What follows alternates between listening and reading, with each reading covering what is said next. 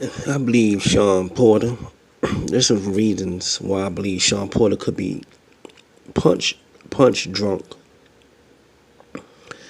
He's bragging about some off the wall shit. He's bragging about some off the wall shit, and none of his points really are valid and makes any sense. And Errol Spence supposed to be the slow one, but he seems the more clear and the more lucid of the two fighters. Errol Spence makes some clear points. He said he's the shot caller. He had the belt. He said more people was there to see him, and he promoted the fight more. And he said not really promoted the fight more, really, but he said the people there to see him, and his next fight will be on pay-per-view, which are some valid points. More people was there to see him. Shawn admitted that. More people will watch it because of him. Shawn admitted that, really, and Errol pointed that out. And his next fight will be on pay-per-view, and his next fight gonna be big. Shawn kind of admitted to that. Earl Spence, that was Earl Spence's points. Those was his key talking points. Shawn key points was Bobby Brown, the king of R&B, came backstage to see him, and this other offbeat person came back there and text messaged him because he texted a few people, and Bobby Brown, don't be cruel, came backstage to see him. He believes he's the big star. That don't make you a big star because you know Shaq, you know Bobby Brown. That don't make you a big star. You was big because of who you was fighting. You was fighting Earl Spence. But your next fight will be a preliminary fight. It won't be sold out.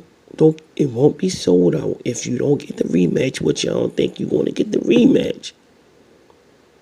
Your next fight is going to be for a couple of $100,000. It won't be $1 million payday.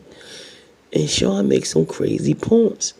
And he's begging. He's trying to attach himself to Earl. Either he's very slick or he's punch drunk. But I believe he's a slick. I believe is a combination of the two. Shawn could be punch drunk or very cunning, trying to attach himself to Earl Spence fame by begging for a rematch. You admit that you lost. You got knocked down. Earl Spence fought your fight. He tried to knock you out. He didn't try to box you and outpunch you. He went in there and fought your fight. Now there's people out there claiming that Shawn Porter got robbed. Earl Spence need that. He need those people out there because you ain't popping if you ain't got no haters. If you ain't got no haters, you ain't popping. What that motherfucker saying in that song. You ain't popping if you ain't got no haters. Every successful person have a group of people that is cheering against them. Earl Spence need that energy to balance out his success. He got more people out there that's cheering him. Need that group of people that's talking shit, that's telling lies on you. That's you need a group of people. But that's neither here nor there with me. I'm not a fan. I want to see the best fight the best. Shawn Porter, hats goes off to him. His father, K. Daddy, the team. He was in shape. And he kind of disrupted. He disrupted what Earl Spence was trying to do. But in his fight, he's good at that. And they did have him leading off with the right and breaking Earl rhythm, striking first.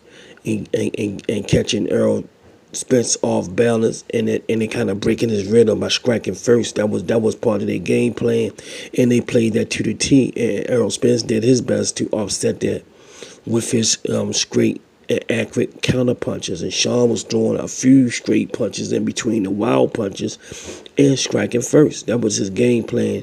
They was leading off with the right, and they was leading off first, breaking Earl Spence rhythm. Earl Spence used to controlling people, boxing more with the lead hand. But since Earl Spence was coming in, they were good at brawling and making it an ugly, messy fight if you fight that fight.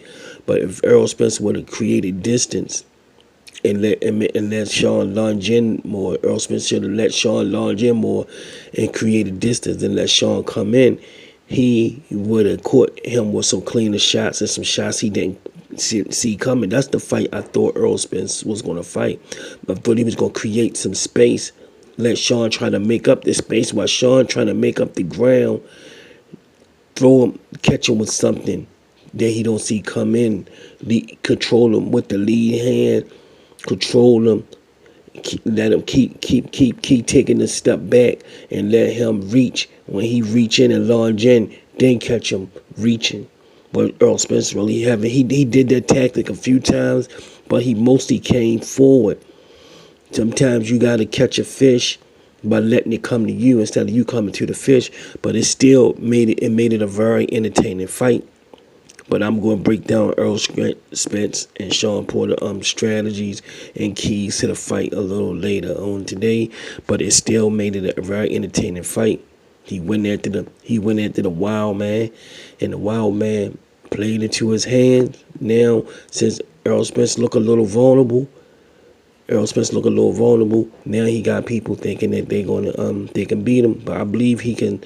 Believe him and Danny Garcia. That's gonna be a tough fight. But he gonna get more cleaner shots on Danny because I believe he'll box Danny. You can't fight that fight with Danny.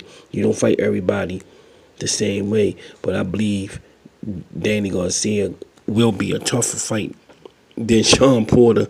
But he'll get more cleaner shots. He may even able to stop Danny because he'll box Danny more.